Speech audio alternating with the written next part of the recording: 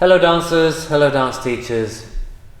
Today I would like to talk to you or to demonstrate to you the correct use of turnout. To give you a few tips, because as you well know, in ballet there is a lot, mostly 99% of the content of classical ballet is with turnout. So obviously it's a very important subject. It's an important subject, it's a difficult subject, there are many philosophies and ideas. It does have the danger of being misinterpreted. So people do try to overturn out. We all have different capabilities within our hips and in our knees and in our ankles. So once again, I would like to take an anatomical approach at the beginning. We'll start with the first position.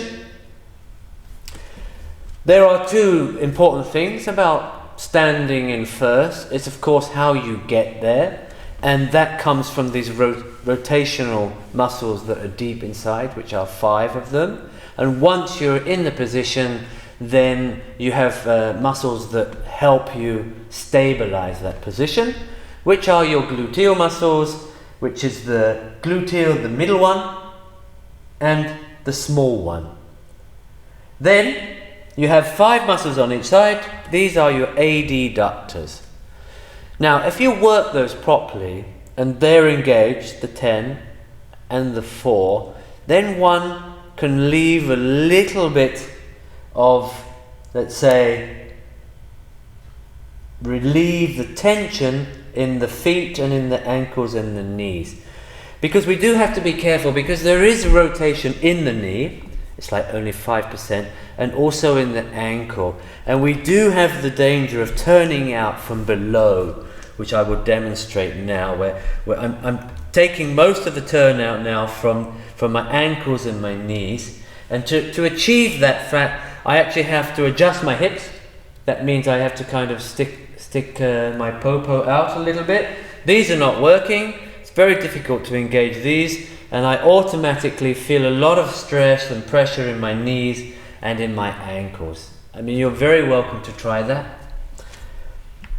So I suggest that if you do not feel here, like a little curve here, if you feel that your hip bones are sticking out, it means basically that you're sacrificing some of your anatomy to receive this turnout. For instance, if I stick my bottom out a little bit, I can get really this flat turnout. But I'm gripping on for dear life down below, which again will put tension here, here, and also in the lower back. So, there are many ways you can do that. I mean, you could just put your weight a little bit back, and then open both feet, and then plant them in the floor. And that's my turnout. That's it. I have to be honest. I have to be honest to my body, because in turn that will help my muscles work correctly and save me from any injury. I will now take that into second position. It's the same. The gluteals are working, the adductors are working, the feet are nicely planted on the floor. I'm up. That's the same. In fourth position, this is a difficult position. You really, I feel right now, if I'm honest to myself, I have this kind of concave here in my left, but my right hip is actually sticking out. So that's a big or a good sign that I'm overturning out my right foot. If I would have to adjust myself a little bit. Okay, now they're engaged properly. These are engaged, there is less pressure in my knees and my ankles. And again, don't be afraid to adjust yourselves. Yeah, you have to be mobile. Don't create this kind of full-on traffic jam. Adjust, find out where you are. Yeah, I'm here, good. That's the same in fifth. Wonderful position, fifth. The only thing that I find kind of difficult with the fifth position is to really find that with the anatomical correctness, where you have a length here, you have the gluteals engaged and the adductors, an even weight between the legs. This position is not only aesthetically nice, it's a wonderful function. It's a kind of a springboard because of the rotation in the hips. It's almost like Robin Hood. When you're to jump or turn from fifth, it's a kind of you're pulling, and you release. So these things are aesthetically wonderful to look at, but the function is also so important. So it's really important to get correct. Things to be careful of. I can get a flat turnout if I create this arch in my back. I've got a really flat turnout. I'm broken here and my hip bones are sticking out. I feel right now that there's a lot of pressure in my knees and my ankles. My knees are not straight. And again, on a one-day basis, that's fine. But over years, you're basically creating an unnecessary pull or friction. The knee joint is a very delicate joint. Yeah, it's just two plates, so you do have to be careful with that. So again, don't be afraid to adjust yourself. Make sure your weight is in the middle. If your hip bones are sticking out, if you feel short here, something is not necessarily correct. So you can do that. You can feel this here, you can feel this long.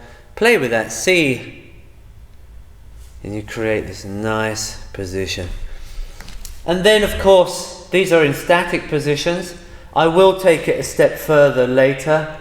The rotation, as I said, is in the hip, and then in the static positions, mostly, actually always, the gluteals are working and the adductors. And that's the same thing here. And again, as I said before, in correct stance, when you're turning out, be careful to turn out from the opposite leg. Don't open here. Yeah? Try this as well. When you're turning second, I'm going to turn out and I'm going to hold my left leg. And then it's correct. I'm working the muscles correctly and I'm feeling that turnout. Here I'm cheating and creating unnecessary pressure somewhere else. So you could try that at home or in the studio, with your students, with your friends. Hold their hip, tell them to rotate. If I'm honest, I see now that I don't have that 180 degrees turnout. That's it. I have to deal with that, I have to work with that. Again, it's about trying to be as honest as you can to yourself and to your body.